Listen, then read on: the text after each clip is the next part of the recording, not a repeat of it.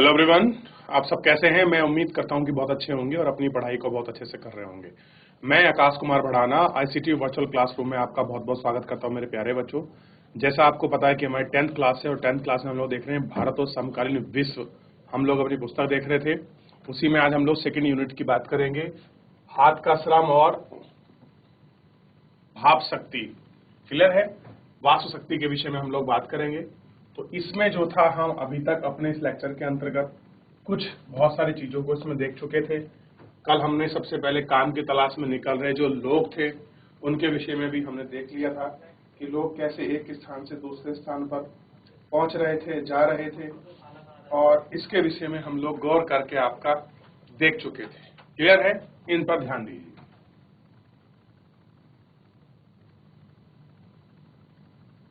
ठीक, ये आपको ध्यान देना है।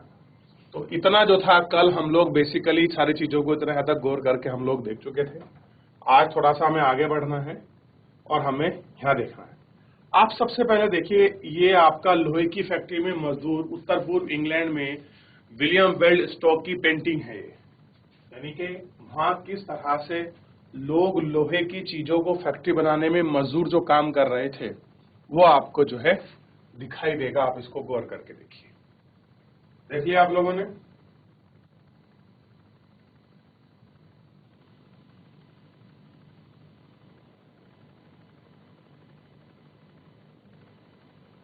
देखिए विक्टोरिया कालीन ब्रिटेन में उच्च वर्गीय लोगों का कुलीन और आपका पूंजीगत वर्ग हाथों की चीजों से तरजीह देते हुए हाथ से बनी चीजों को परिष्कृत और सुरक्षित करने का प्रतीक माना जाता है।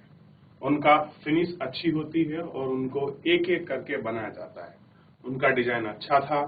मशीनों को बनाने और बनने वाले उत्पाद पर उपनिवेश का निर्यात कर दिया जाता था।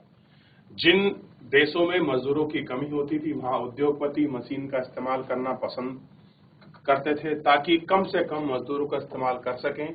वे अपना काम चला सकते थे। 19वीं सदी में अमेरिका में यह स्थिति थी कि, लेकिन ब्रिटेन में कामगारों की कोई कमी नहीं थी। जो ब्रिटेन था, उस ब्रिटेन में जो काम करने वाले लोग थे उनकी काम करने वालों की कोई कमी आपका किसी भी प्रकार की आपका नहीं थी। ठीक है। दूसरा है मजदूरों की जिंदगी। जो मजदूर हैं उनकी जिंदगी कैसी थी। बाजार में श्रम की बहुतायता से मजदूरों की जिंदगी से प्रभावित हुई, जैसा कि नौकरियां की खराब, गांव में पहुंच, सैकड़ों की तादाद में लोगों के हुजूम शहरों में की तरफ चल पड़े। नौकरी मिलने की संभावना में यारी दोस्ती कुनबे कुटुंब के जरिए जान पहचान पर निर्भर थी। अगर किसी कारखाने में आपका रिश्तेदार या दोस्त लगा था तो नौकरी मिलने की संभावना सबसे ज्यादा रहती थी। यानी कि डिपेंडेंसी कहाँ हो गई थी आपका, कुटुंब, कुनबे और आपस की जो जान पहचान थी उस पर आपका नौकरी की डिपेंडेंसी क्या थी, सबसे ज्यादा आपका हो गई थी। ठीक, कैसी थी, सबसे ज्यादा आपकी हो गई थी। सबके पास ऐसे सामाजिक संपर्क नहीं थे। रोजगार चाहने वाले के लिए बहुत सारे लोगों को हफ्तों इंतजाम करना पड़ता था। वे पुलों के नीचे और रैन बसेरों में रातें काटते थे। कुछ बेरोजगार शहर में बने निजी रैन बसेरों में रहते थे, तो कुछ सारे निर्धन कानून विभाग द्वारा चलाए जा रही अस्थायी बसेरे में रुकते थे। क्या था, बहुत सारे लोग थे कानून द्वारा जो बनाए गए बसेरे हैं उनमें अस्थायी रूप से रुकते थे। यानी कि कुल मिलाकर जिस तरह से वो अपना जीवन यापन चला सकते थे, उनकी हर संभव और हर तरह की चीजों को देखने में उनको हेल्प दी जा रही थी, उनको सफलता मिल रही थी कि जिस तरह से वो आपका रह सके, अपना जीवन गुजर बसर कर सके। ठीक, चलिए इतना आपने देख लिया। देखिए बहुत सारे उद्योग में मौसमी काम की वजह से कामगारों के बीच बीच में बहुत समय तक खाली बैठना पड़ता था। काम का सीजन गुजर जाने के बाद गरीब दोबारा सड़क पर आ जाता था। कुछ लोग जाड़ों के बाद गांव में चले जाते थे, जहां इस समय काम जो था निकल आने लगते थे। ठीक, लेकिन ज्यादातर शहर में छोटा मोटा ही काम ढूंढने की कोशिश करते थे। कैसा था? छोटा मोटा ही ऐसा काम था जिसको आपका ढूंढने की ये सारी चीजें होती थी, ये सारी कोशिश करते थे, जो 19वीं सदी के मध्य तक अभी तक आसानी से काम नहीं था। ऐसा नहीं था, 19वीं सदी तक आसानी से ये काम आपका नहीं था। ठीक, अब देखिए 19वीं सदी की शुरुआत में वेतन में कुछ सुधार आए, लेकिन इससे मजदूरों की हालत में बेहतरी का पता नहीं चला। औसत आंकड़ों से अलग अलग व्यवसायों के बीच आने वाले फर्क और साल दर साल होने वाले उतार चढ़ाव छिपते जाते रहे। मिसाल के तौर पर जब लंबे नेपोलियन युद्ध के दौरान चीजें तेजी से बढ़ी तो मजदूरों की आय और वास्तविक मूल्य में भारी कमी आई। अब उन्हें वेतन तो जितना मिलना था, लेकिन उससे पहले जितनी चीजें नहीं खरीदी जा सकी थी, मजदूरों की आमदनी भी सिर्फ वेतन पर ही निर्भर हो गई थी। रोजगार की अवधि भी बहुत महत्वपूर्ण थी। मजदूरों की औसतन दैनिक आय इससे तय होती थी। उन्हें कितने दिन काम किया जाए। 19वीं सदी के सदी में सबसे अच्छी हालत लगभग 10% शहरी आबादी में निहित थी। 1830 के दशक में आई आर्थिक मंदी के दौर में बेरोजगारी की संख्या विभिन्न क्षेत्रों में 35 से 75% तक पहुंच गई थी। यानी कि बेरोजगार कितने बढ़ गए थे? 35% से बढ़कर कितना हो गया था? 75% तक जो था वो आपका बेरोजगारी दर जो थी पहुंच गई थी। तो आप इस बेरोजगारी दर को भी बहुत अच्छे से देख सकते हैं। अब देखिए कुछ उनके द्वारा बनाया गया चीज है। एक इंस्ट्रूमेंट है जो आपके सामने दिया गया है। सिंपिंग जी ने, ध्यान से देखिए, पहिए से कितनी सारी तकलियां घूमने लगी हैं। अब पहले इनको हाथ से बनाते थे, अब पहिए के माध्यम से घूम रही है। तो इसको जो है थोड़ा सा गौर करके आप देख सकते हैं।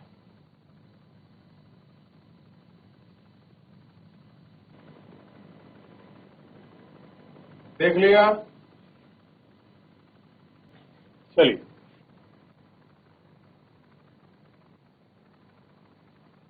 एक बार ये औद्योगिक इमेज है, इसको थोड़ा सा गौर करके देखिए। और कह रहे हैं कि मध्य लंदन में निर्माणाधीन एक उथला रेलवे स्टेशन है। 1850 के दशक में पूरे लंदन में रेलवे स्टेशन बनाने लगे थे। इसका मतलब यह था कि सुरंग बनने, बिल्लियों की पड़ताल लगाने, ईंट और लोहे का काम करने के लिए बहुत सारे मजदूरों की जरूरत थी।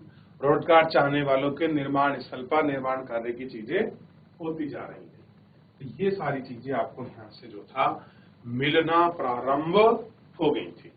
क्लियर है? इसको देखिए, आपके समक्ष ये सारी चीजें हैं और ये सारी चीजें जो है आपको दिखाई भी देंगी कि किस प्रकार से ये सारी चीजें हो रही हैं, क्या इनका असर है, क्या इनकी चीजें हैं। आप इन्हें बहुत अच्छे से गौर करके अच्छे से देख सकते हैं। ठीक,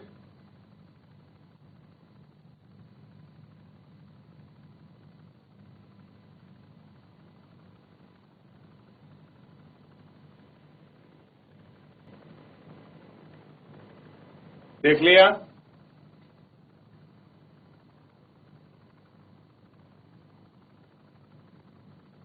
अब देखिए, बेरोजगारी की आशंका के कारण मजदूरों की नई प्रौद्योगिकी से आपके चिढ़ते थे। अब जो बेरोजगारी फैल रही थी वो बढ़ती मशीनों के कारण थी। तो जो मजदूर थे वो नई टेक्नोलॉजी से आपका चिढ़ते थे कि नई तकनीक ने आगे क्या कर दिया है, हमारे रोजगार को, हमारे काम को छीन लिया है। वो इससे परेशान थे। क्लियर है? जब ऊन उद्योग ने सिंजिंग जैसी मशीनों का इस्तेमाल शुरू हुआ तो हाथ से ऊन काटने वाली औरतें इस तरह की मशीन पर हमला करने लगी और जेनी का इस्तेमाल पर यह टकराव बहुत लंबे समय तक चला। अब देखिए, जो औरतें पहले मशीन से गुल्ली के धागे बनाती थी, हाथ से बनाती थी, अब वो क्या कर रही है, उसकी जगह मशीन बना रही है। तो औरतें उससे चिढ़ गईं और औरतों ने क्या किया, उन मशीनों पर हमला करना प्रारंभ कर दिया ताकि इन मशीनों को नष्ट कर सके और उनका बदला काम हमें मिल जाए। 1840 के दशक के बाद शहरों में निर्माण गतिविधियां तेजी से बढ़ी, लोगों के लिए नए रोजगार पैदा हुए, सड़कों को चौड़ा किया गया, रेलवे स्टेशन, रेलवे लाइन का विस्तार किया गया, सुरंग बनाई गई, निकासी और शिविर व्यवस्था बिछाई गई, नदियों के तटबंध बनाए गए, परिवहन उद्योग के काम करने वालों की संख्या 1840 के दशक में दोगुनी हुई, अगले 30 दिनों में एक बार फिर दुगना हो गया। और कह रहे कि 1840 के दशक में फिर चीजें कैसी हो गई, ये एक बार आपका फिर दुगना हो गया। ठीक, तो इन चीजों को थोड़ा सा आप अच्छे समझ सकते हैं कि कैसे जैसे जैसे काम मिलेगा तो रोजगार जो था उनका बढ़ने लगा और चीजें अच्छी होने लग गई थी। अब इसके बाद अगली यूनिट है उपनिवेश में औद्योगिकरण, यानी कि जो भी किसी देश के कॉलोनिज्म थे, जैसे ब्रिटेन ने भारत को अपना कॉलोनिज्म बना रखा तो उन्होंने वहां भी क्या किया, औद्योगिकरण को प्रारंभ किया। तो उपनिवेश में औद्योगिकरण की जो कहानी है उसको हम लोग देखेंगे। लेकिन उससे पहले जो हमने सेकेंड यूनिट पूरी पढ़ी है, इस सेकेंड यूनिट में अगर किसी का कुछ भी पूछना है मेरे प्यारे बच्चों, कोई भी किसी का कोई भी ऐसा डाउट है इस सेकेंड यूनिट के अंतर्गत, तो आप मुझसे पूछ सकते हैं। सेकेंड यूनिट है हाथ का श्रम और वास्तु शक्ति। एक बार इसको फाइनल रूप में देख लीजिए, किसी का कोई डाउट बनता है, कोई क्वेरी है तो आप मुझसे पूछें, नहीं तो फिर हम सीधा क्या है, जो हमारी थर्ड यूनिट है, हम तीसरे नंबर की यूनिट पर क्या होंगे, अपने आगे बढ़ जाएंगे और हम गौर करके उसमें सारी चीजों को आपका देखेंगे। ठीक, ये देखिए, देख लिए बच्चों, आगे बढ़ जाएं।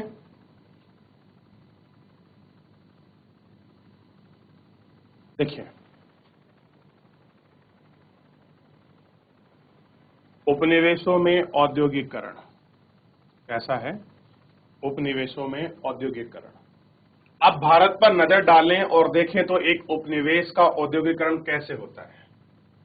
कह रहे हैं कि उपनिवेश का औद्योगिकरण कैसे होता है, यह भी हम कारखाने उद्योग के साथ साथ गैर मशीनरी क्षेत्र पर ध्यान देंगे।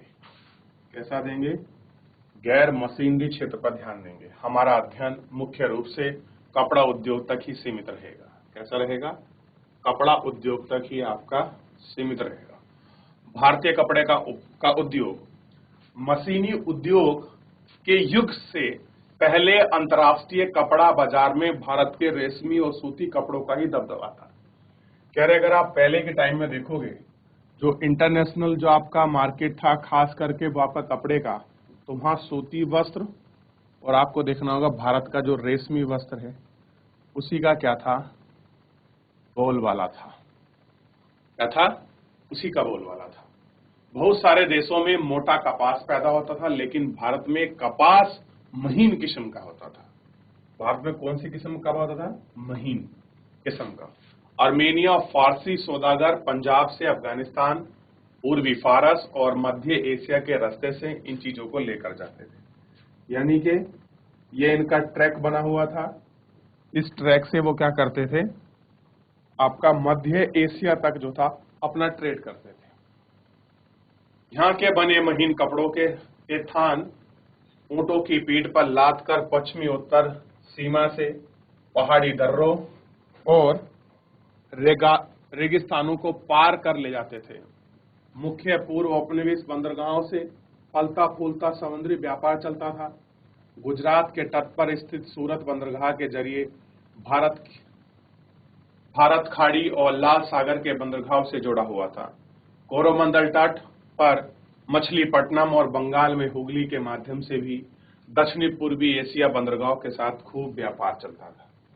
ऐसा था, इनके साथ आपका खूब आपका ट्रेड जो था अच्छे रूप में हो रहा था। तो आप देख सकते हैं कि भारत में जो ट्रेड था वो किस चीज का था, किन माध्यम से हो रहा था और कैसे कैसे हम लोग ट्रेड करते थे, इसके विषय में आप गौर करके बहुत अच्छे से इस चैप्टर के माध्यम से समझ सकते हैं, आप इसको देख सकते हैं।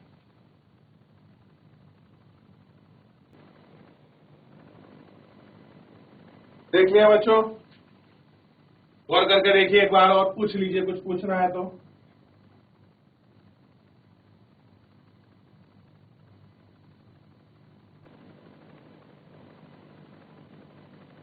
चलिए,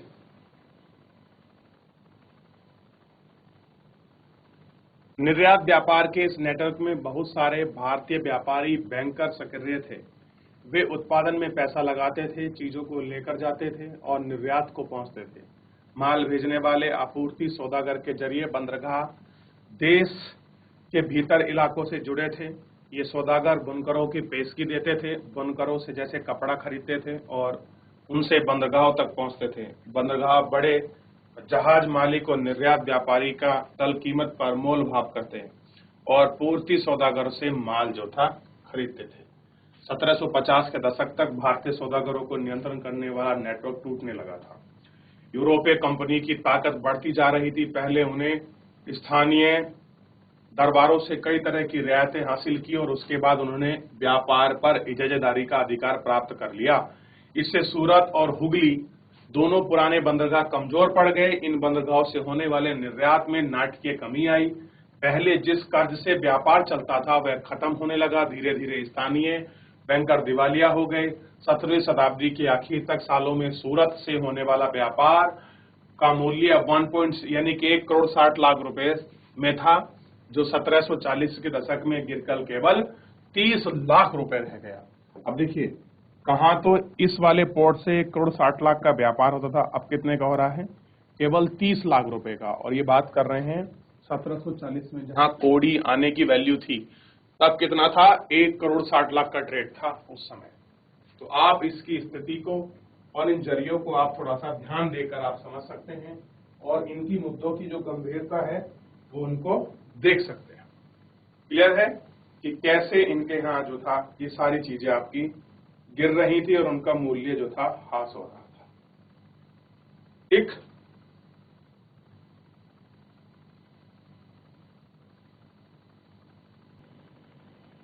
देख लिया? आगे बढ़ जाएं। अब देखिए, एक बार ये वाला पूरा इमेज देखिए। ये जो इमेज है ये कुछ और नहीं है, इंग्लिश फैक्ट्री है। क्या है? सूरत की इंग्लिश फैक्ट्री। बहुत बार मैं आपको बोलता हूं कि सूरत में उन्होंने अपनी अंग्रेजों ने पहली फैक्ट्री स्थापित की, तो आपके दिमाग में आपकी इमेज नहीं बनती होगी कि आखिर में कैसी फैक्ट्री थी। तो इस फैक्ट्री का इमेज आप लोग देख सकते हैं कि इस तरह से लोग रहते थे। यहाँ कुछ डिपो था, सामान इकट्ठा होता था, एंट्री होती थी, लोग बाग कैसे बैठते थे, यहीं अंग्रेजी अफसरों के कार्यालय थे। ये सारी चीजें आपको इसमें आपको देखने के लिए मिलेंगी। क्लियर है? आप इनका विचार लीजिए।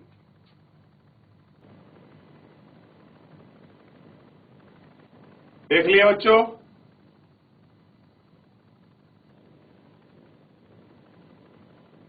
देख लिया आप लोगों ने? चलिए, क्या लिख रहे हैं? सूरत में इंग्लिश फैक्ट्री का एक चित्र था। सूरत और हुगली कमजोर पड़ रहे थे। बंबई और कलकत्ता की स्थिति धीरे धीरे आपके सुधर रही थी। यानी कि अंग्रेजों से पहले अगर कहीं डेवलप था तो आपका सूरत में डेवलप था और हुगली डेवलप हो रही थी।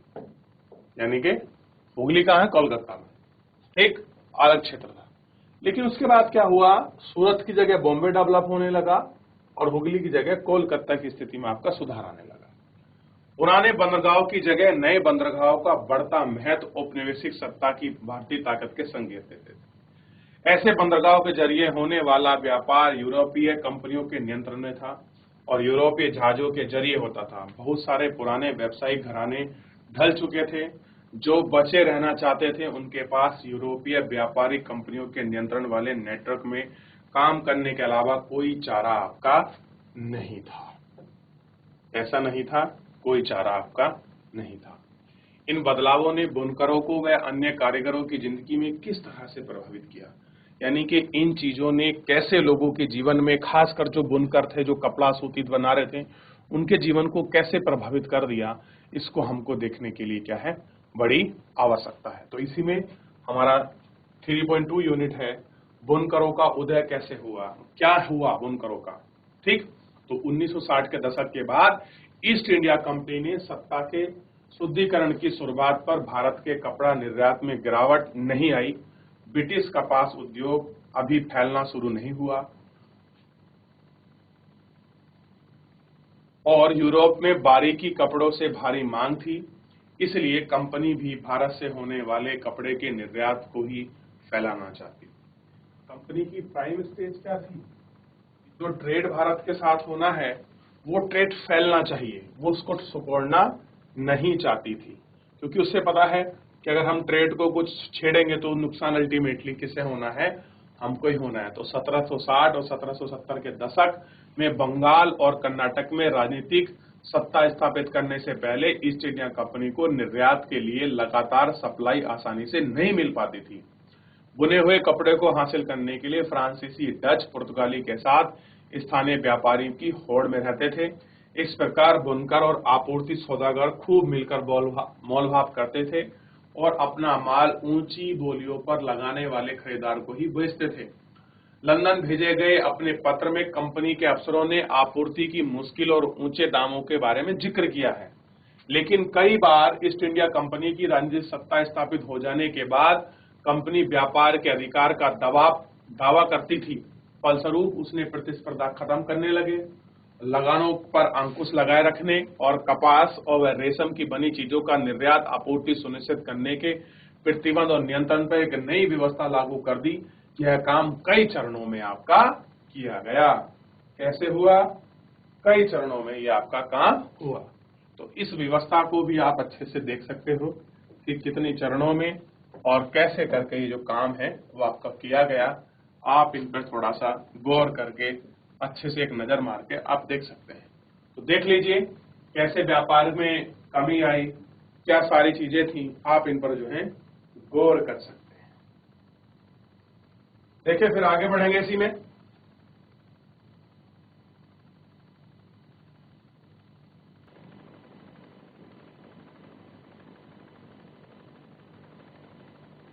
देख लिया, चलिए आगे बढ़ जाएं।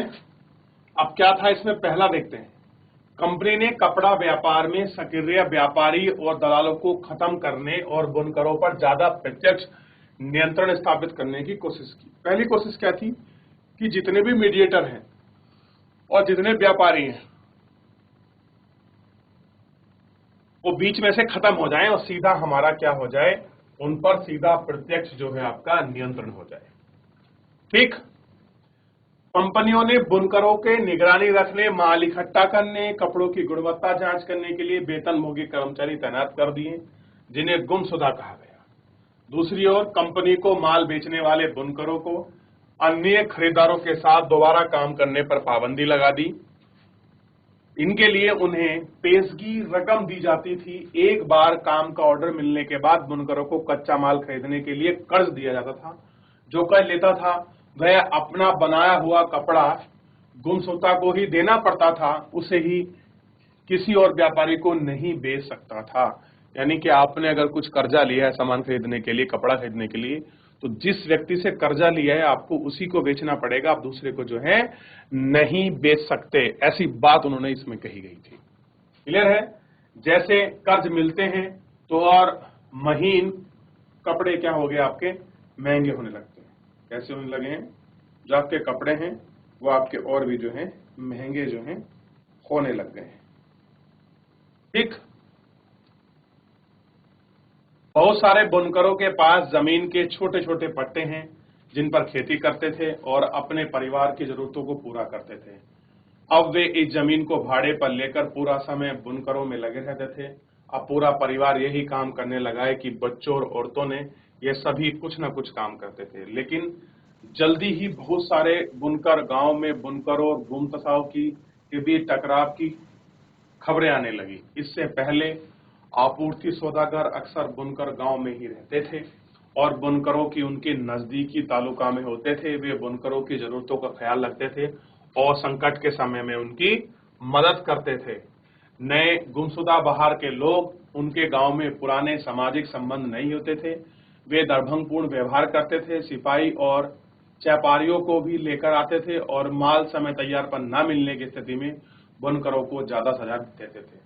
सजा के तौर पर बुनकरों को अक्सर पीटा जाता था और कीड़े कोड़े बरसाए जाते थे। अब बुनकर ना तो दाम पर मोलभाव कर सकते थे और ना ही किसी माल को बेच सकते थे। उन्हें कंपनी की जो कीमत मिलती थी वह बहुत ही कम थी, पर वे कर्जे की वजह से अपनी कंपनी से बंधे हुए थे। कैसे थे? जो कर्जा उन्होंने कंपनी से ले रखा है उस कर्जे की वजह से ही वो क्या थे, उनके साथ बंधे हुए थे। इस तरह की स्थिति का जो सामना था वो लोग आपका कर रहे थे।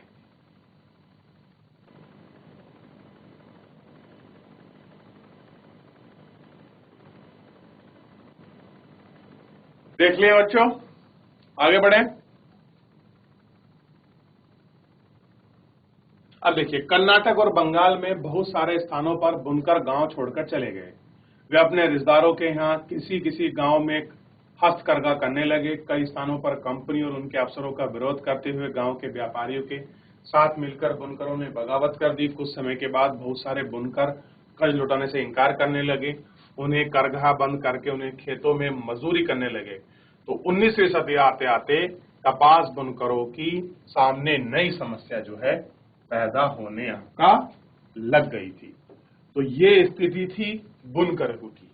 हम देख रहे हैं ना, इसमें आप देखिए, जब हम यूनिट शुरू करे थे तो हमने क्या देखा? सबसे पहले बुनकरों का क्या हुआ, यानी कि बुनकरों की लाइफ कैसी रही, कैसे उन्होंने ब्रिटिश समय में अपनी चीजों को मैनेज किया, किस तरह से वो फैला रहे थे, और क्या यूरोपियन लोग उन पर किस प्रकार की डिपेंडेंसी थी।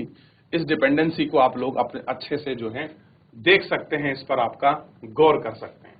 चलिए, किसी का कोई क्वेश्चन, किसी कोई क्वेरी, किसी कोई प्रश्न है तो मेरे प्यारे बच्चों, आप मुझसे लाइव जुड़कर चैट के माध्यम से अपनी क्वेरी को, अपने प्रश्न को, अपने डाउट को आप मुझसे पूछ सकते हैं। कोई भी स्कूल का कोई भी बच्चा।